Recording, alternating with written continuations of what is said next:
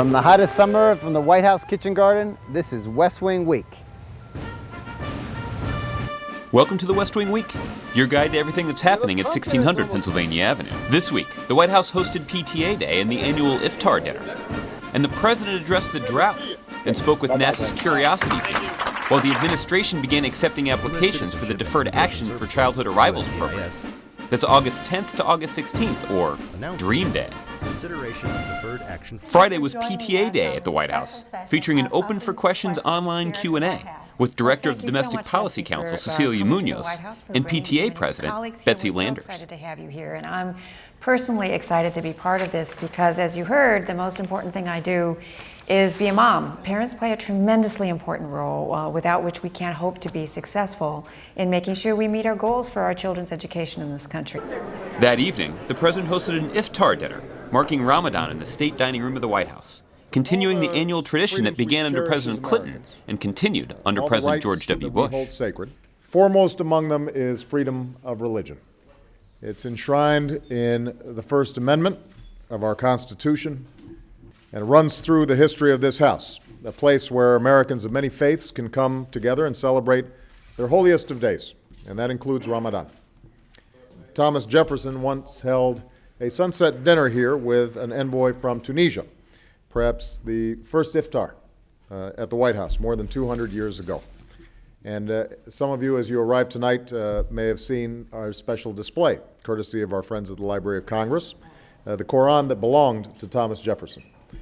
And that's a reminder, along with the generations of patriotic Muslims in America, that Islam, like so many faiths, is part of our national story. On Monday, the president made a call to congratulate members of NASA's Curiosity Mars rover team at the agency's Jet Propulsion Laboratory, where the rover was designed, developed, and assembled. This is the kind of thing that inspires kids across the country. You know, they're telling their moms and dads they want to be part of a Mars mission, maybe even the first person to walk on Mars.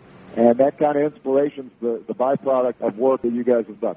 I'm going to give you guys a personal commitment to protect these critical investments in science and technology. I thank you for devoting your lives to this cause. And if, in fact, you do make contact with Martians, please let me know right away.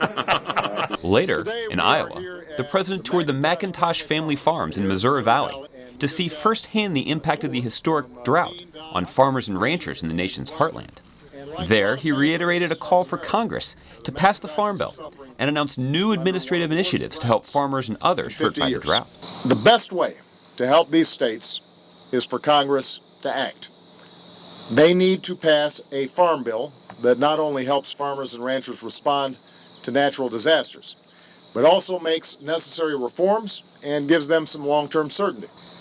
But the folks suffering from this drought can't wait for Congress to do its job. So in the meantime, I've made sure that my administration, under the leadership of Secretary Tom Vilsack, is doing everything we can to provide relief to those who need it. And we're going to keep doing what we can to help, because that's what we do. We are Americans. We take care of each other. And when our neighbors hit a rough patch, we step up and help out. To find out more information on resources available for drought assistance, please go to whitehouse.gov/drought. On Tuesday, Deputy National Security Advisor Ben Rhodes stopped by to tell us about his experience as part of the U.S. delegation to the Olympics and his Rhodes traveled. Hey everybody, I just recently got back from London, where I was honored to be on the U.S. delegation to the closing ceremonies with Susan Rice, our ambassador to the UN, Reggie Love, former White House staffer, and two outstanding athletes who are on the President's Council on Fitness and Sports, Michelle Kwan and Curtis Pride. We were able to take in the excitement of the games. We saw some track and field. We also saw the U.S. Men's and women's team win gold.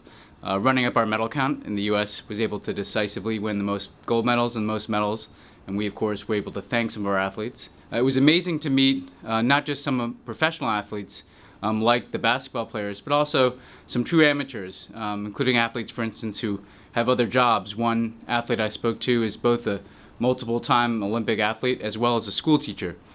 So I think it drives home how proud we are of all the things that our athletes do. We're also able to take in the closing ceremonies and see the extraordinary job that our British allies did in hosting the games. And I think it was clear to us in London that this was really a tremendous moment for the United States, but also a tremendous moment for the United Kingdom and the City of London, who pulled off an extraordinary games, came off without a hitch. And in that closing ceremony, we saw the spirit of our very close friend and ally, as well as the Spice Girls, which was something that was very exciting to all of us as well. So again, wrapped up a great games for the U.S., a great games for the UK, and we'll look forward to 2016 in Rio.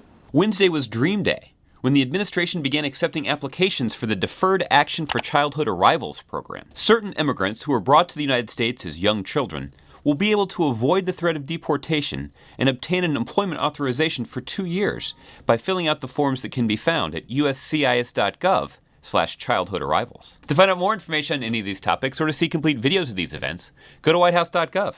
And thanks again for checking out your West Wing Week. But wait, before you go, here's a word about what's in store for you next week.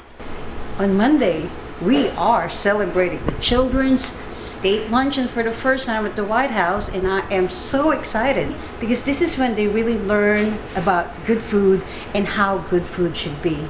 Tune in next week, and we'll see you on Monday for the Children's State Luncheon. So keep an eye. Monday, I'm gonna see you back, okay? Hey, come with me. You guys gotta check this out. Come on. Come on.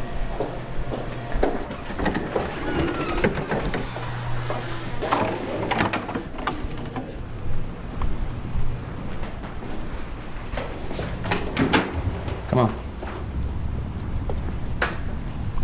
Come on. We're almost there. We're getting close. All right. Almost there. Almost there. Come on. Down the hill. Here we are. Just wait till you see this.